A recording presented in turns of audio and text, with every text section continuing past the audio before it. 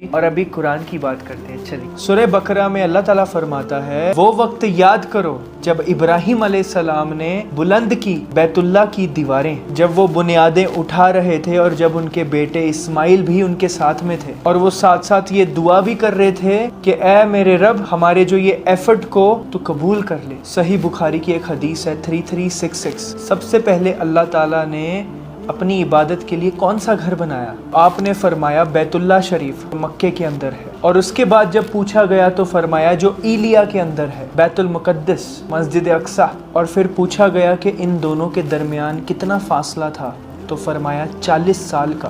جب سے پہلا انسان اس دنیا میں موجود ہے اللہ تعالیٰ نے اس دنیا میں اپنی عبادت کے لیے پہلا گھر مقرر کیا ہوا ہے اور وہ بیت اللہ ہے. اور آدم علیہ السلام کے زمانے میں بھی بیت اللہ ایگزسٹ کرتا تھا.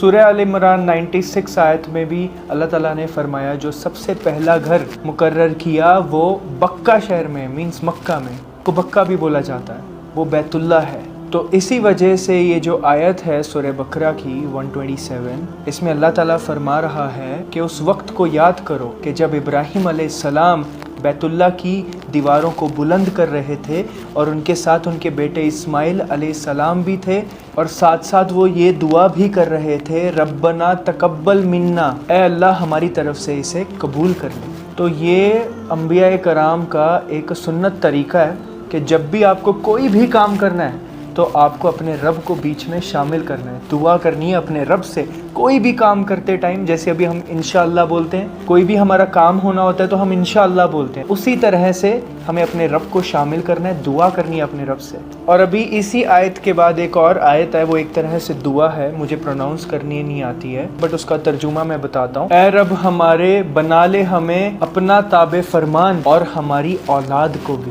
ہماری اولاد کے اندر ایسی جماعت پیدا کر دے جو تیرے ساتھ فرما بردار ہو اور مسلم ہو. دیکھیے مسلم کا لفظ کنٹینیوسلی 2 دفعہ آیا ہے، اور اللہ تعالیٰ ہمیں مسلمان کہتا ہے، مسلم کہتا ہے، اور ہم خود کو دیوبندی، بریلوی، پتہ نہیں کیا کیا کہتے ہیں، شیعہ کہتے ہیں، سنی کہتے ہیں.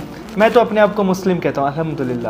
آگے چلتے ہیں اور یہ دیکھ لیں مسلم ہماری صفت بھی ہے اور ہمارا نام بھی ہے، ماشاءاللہ تبارک اللہ. اور آگے آیت ہے کہ ہمیں عبادت کے طریقے بھی سکھا دے، کیونکہ وہ اللہ کا گھر بنا رہے تھے تو انہوں نے کہا کہ عبادت کے طریقے بھی سکھا دے ہمیں، اور ہم پر اپنی توجہ فرما.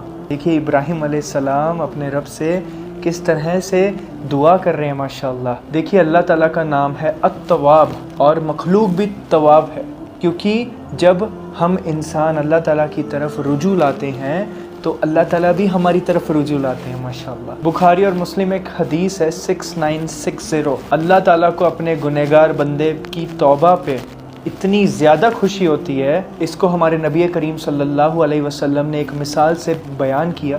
ایک انسان ریگستان میں ہو اور اس کے اونٹ پہ سارا سامان لدا ہوا ہو، اور 1 سیکنڈ کے لیے یا 1 منٹ کے لیے اس شخص کی اونگ آ جائے، اس کو تھوڑا سا سو جائے وہ، اور جب اس کی آنکھ کھلے تو اس کے سامنے سارا ساجو سامان، اونٹ سمیت سارا سامان غائب، اور اتنے مہینوں کا سفر باقی آگے، اور وہ کیا کرے گا ابھی وہ شخص سوچیے آپ. اور ابھی اس شخص کو ایک جگہ لیٹ کے اپنی موت کا انتظار کرنا ہے، بیکاز پورا ریگستان ہے، پانی نہیں، کچھ نہیں، اور وہ شخص نہ چل سکتا ہے نہ کچھ کر سکتا ہے، اس کو صرف اپنی موت کا انتظار کرنا ہے. اور اس وقت جب وہ شخص پھر سے اس کو اونگ لگے، اس کی آنکھ لگ جائے اور وہ سو جائے، اور جب اس کی آنکھ کھلے اور اس کا سارا ساجو سامان اونٹ سمیت اس کے سامنے آ جائے، تو سوچو آپ کو اس کو کتنی خوشی ہوگی، کتنی زیادہ خوشی ہوگی. اس سے کئی گنا زیادہ خوشی ہوتی ہے ہمارے رب کو، ہمارے اللہ کو، جب ہم جیسے گنہگار انسان اللہ کے سامنے رجوع لاتے ہیں، اللہ کی طرف رجوع لاتے ہیں. دیکھیے ماشاءاللہ. تو اگلی آیت ہے کہ اے رب ہمارے تو ہمارے اوپر توجہ فرما، بے شک تو توبہ قبول کرنے والا اور رحم فرمانے والا ہے.